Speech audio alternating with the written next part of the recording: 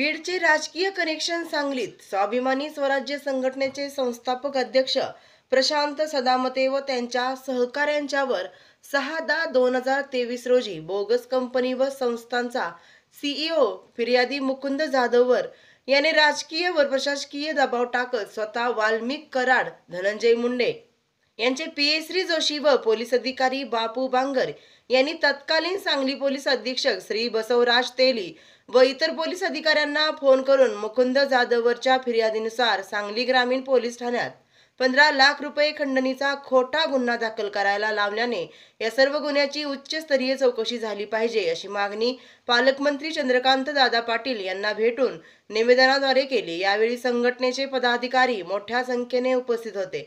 अखेर दूध का दूध पाणी का पाणी झालं। बघा, आज सांगली जिल्हा दौऱ्यावरती सांगली जिल्ह्याचे पालकमंत्री सन्माननीय चंद्रकांत दादा पाटील होते। आज आम्ही स्वाभिमानी स्वराज्य सेनेच्या वतीने भेटून त्यांना निवेदन दिलेलं आहे। आमची मागणी प्रामुख्याने अशी आहे की 10/6/2023 रोजी आमच्यावरती 15 लाख रुपयाचा खंडणीचा गुन्हा दाखल झाला होता आणि हा गुन्हा दाखल करणारा फिर्यादी जो आहे मुकुंद जाधवर नावाचा, तो गेली 5 ते 6 वर्षापासून सांगलीमध्ये वास्तव्यास होता। कृषी विभागामध्ये तो आत्मा विभागात बीटीएम पदावरती कंत्राटी बेसवरती काम करत होता।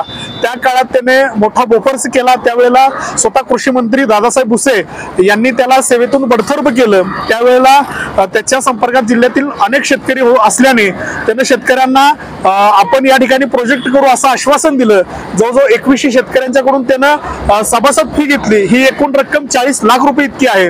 कुठल्याही शेतकऱ्यांना त्याची पावती दिली नाही आणि सांगली जिल्ह्यामध्ये त्याची 1 गुंठा कुठे जमीन अथवा जागा नाही, तर त्यानं सांगली जिल्ह्यामध्ये येऊन सांगली जिल्हा ॲग्रो फार्मर प्रोडक्शन कंपनी, त्याचबरोबर मिरज तालुका द्राक्ष हळद व भाजीपाला उत्पादक संस्था, Sangli fish farming limited company, अशा 2 कंपन्यांनी एक संस्था स्थापन केली आणि त्या संस्थेमध्ये त्याने त्याच्या बायकोला स्वप्नाली मुकुंद जाधवर आणि त्यांच्या माहेरचं आडनाव जे आहे ते मुंडे आहे, तसेच विजय शैलेंद्र कराड नावाचा व्यक्ती देखील याच्यामध्ये आहे।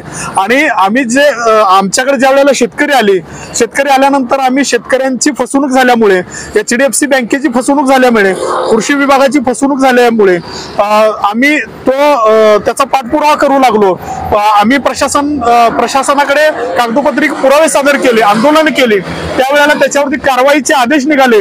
केवळ त्याच्यावरती कारवाई होणार या हेतूने मुकुंद जाधवर यांनी राजकीय आणि प्रशासकीय सांगली जिल्हा पोलिसांच्यावरती दबाव टाकला आणि आमच्यावरती 15 लाख रुपयाचा खोटा खंडणीचा गुन्हा दाखल केला।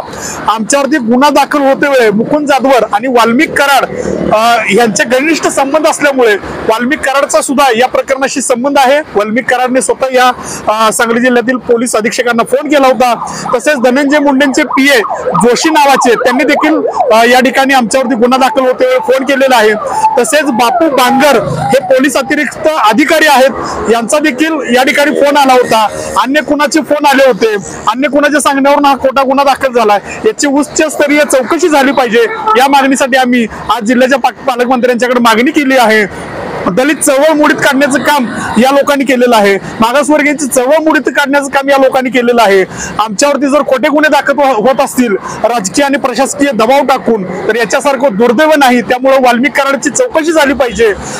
धनंजय मुंडे यांचे पीए जे आहेत जोशी, त्यांची देखील चौकशी झाली पाहिजे आणि अतिरिक्त अधिकारी जे आहेत बापू बांगर, त्यांची देखील चौकशी झाली पाहिजे।